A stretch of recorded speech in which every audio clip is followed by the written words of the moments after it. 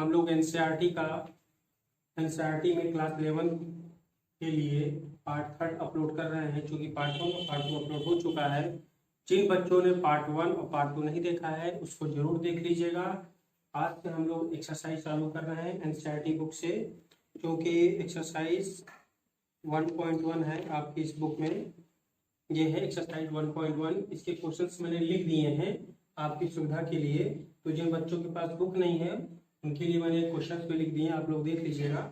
पहला क्वेश्चन कह रहा है, ध्यान दीजिएगा हमारा, which of the following are set. क्या है, बताना है कि which of the following are set justify your answer. मतलब आपको बताना है इन क्वेश्चंस में कौन सेट है, इसका जस्टिफाई करिए, ठीक है ना, मतलब सेट बताना, ठीक है ना। तो पार्ट 1 में हमने आप लोगों को बताया था कि सेट होता क्या है। जिन लोगों ने वो वीडियो देखी उसको ये चैप्टर आसानी से समझ में आ जाएगा, ये क्वेश्चन आसानी से आ जाएगा। तो सबसे पहले हम लोग सेट में पता करते हैं कौन वेल डिफाइंड है या नहीं है, ठीक है ना। तो वेल डिफाइंड के लिए मैंने बताया था आपको पार्ट 1 में ही कि जो चीजें पर्सन टू पर्सन नहीं चेंज होती है, एक ही रहता है, उसको वेल डिफाइंड बोलते हैं। तो पहला क्वेश्चन हमारा करता बोल रहा है, the collection of all the month of a year beginning with the letter J. आपको बताना है कि मंथ किसका, मंथ, एक साल में बच्चों 12 महीने होते हैं, ठीक है ना, ये आपको पता है ना। और जिन मंथ के स्टार्टिंग में कितने लेटर स्टार्ट होता है, क्या, 6 लेटर से स्टार्ट होने वाले बच्चों कितने मंथ हैं। तो जाहिर सी बात है 3 है। पहला जनवरी, जून और जुलाई। क्या क्या बच्चों, जनवरी, जून और जुलाई। इसके सिवा कुछ और भी होगा, बताइए। अगर आप सबसे पूछेंगे तो क्या क्या बताए, कोई जनवरी बताएगा, जून बताएगा, जुलाई, इसके सिवा कुछ बताएगा नहीं, ठीक है ना। तो पहला क्या है, जनवरी,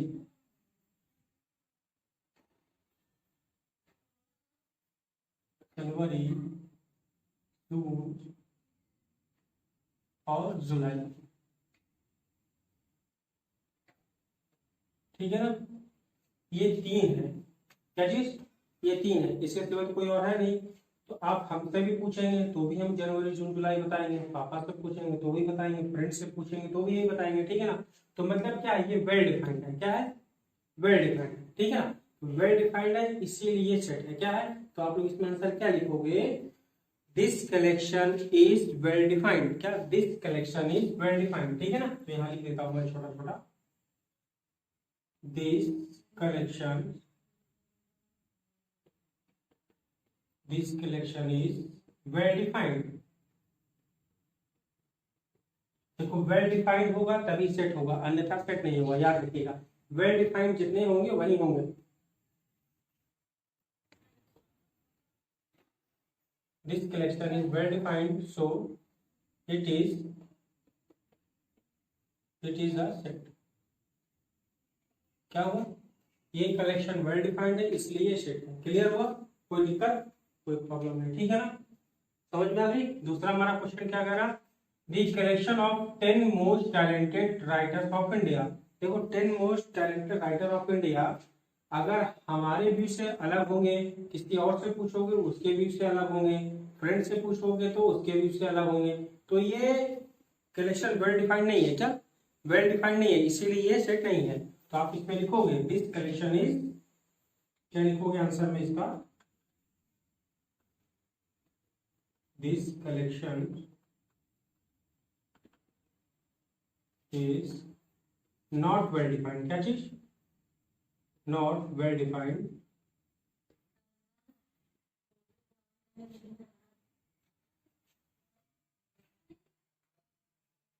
तो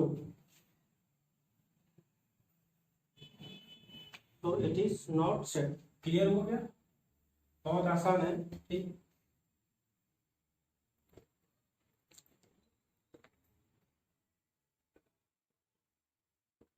क्लियर, मतलब कि वेल डिफाइंड नहीं है तो ये कलेक्शन क्या है, ये सेट नहीं है। क्लियर हो गया, कोई डाउट, कोई डाउट है किसी को। चलिए देखिए, पार्ट 1 आप लोग देख चुके हैं, उस समय इस क्वेश्चन पे चर्चा कर चुका हूँ, तो मैं आपकी एक्सरसाइज है उसको भी करा रहा हूँ एक क्वेश्चन, ठीक है ना।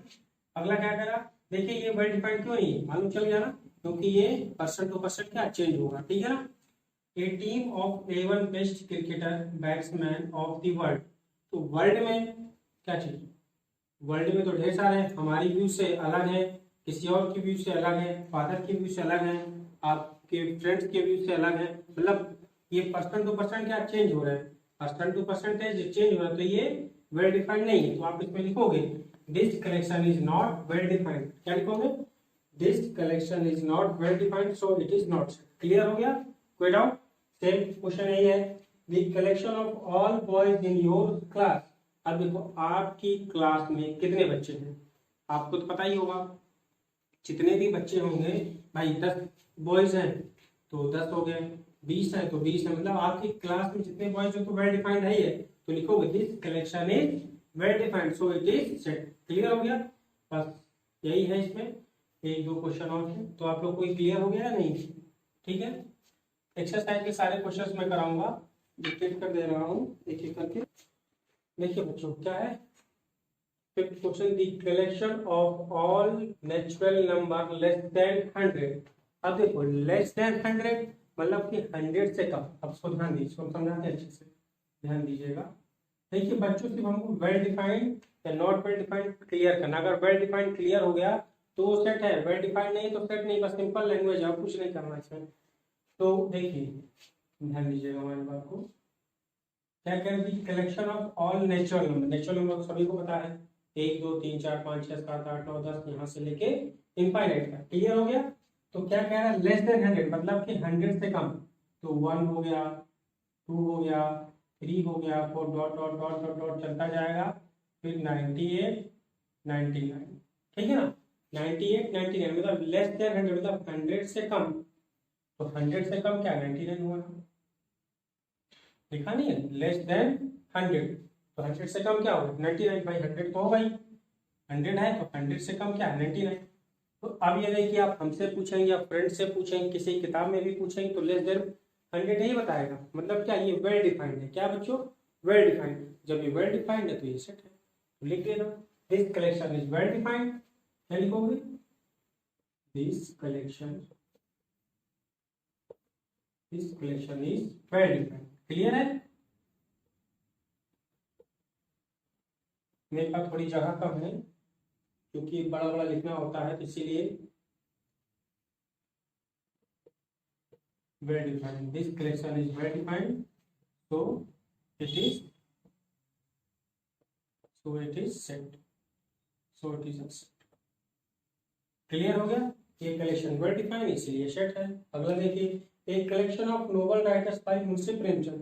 भाई मुंशी प्रेमचंद ने कुछ ना कुछ कलेक्शन लिखा है ना, 10 लिखी 20 लिखी है, फिलहाल मुझको तो नहीं आती कितना नोवेल लिखा है, पर अनुमान है कि मान लीजिए कि 20 लिखी है तो 20 ही होगा, उससे ज्यादा हो गई। तो ये क्या वेल डिफाइंड है, तो लिखोगे this collection is well defined so it is. Clear हो गया?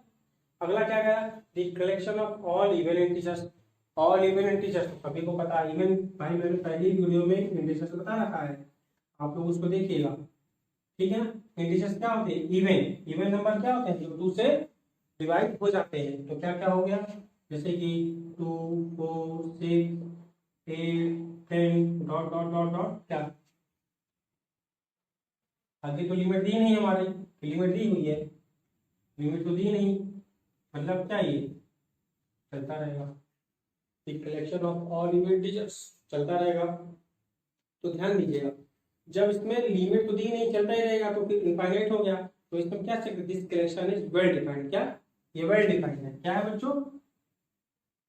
Well defined. ठीक है, तो जब ये वेल डिफाइंड है तो ये क्या हो गया, set, so it is set, it is set. Clear हो गया? कोई डाउट? कोई डाउट नहीं, तो ये सेट है। ठीक है, अगला ये 2 क्वेश्चन आपको होमवर्क दे रहे हैं, खुद से करिए। इतना तो हमने समझा दिया है, पार्ट 1 भी समझा दिया है, अब इसको खुद से ट्राई करिए, कमेंट करके इसका आंसर आप लोग बताइए। ठीक है ना? आप लोग को सेट तो समझ में आ गया होगा, वेल डिफाइंड या नॉट वेल डिफाइंड। पहली बार इसको वेल डिफाइंड क्लियर कीजिए, वेल डिफाइंड है या नहीं तो पता चल जाएगा, सेट है। वेल डिफाइंड है तो सेट है, नॉट वेल डिफाइंड है तो सेट नहीं है। ठीक है, अब हम एक्सरसाइज के अगले क्वेश्चन की चर्चा करने जा रहे हैं। ठीक है, ओके, नोट करिए आप सब लोग।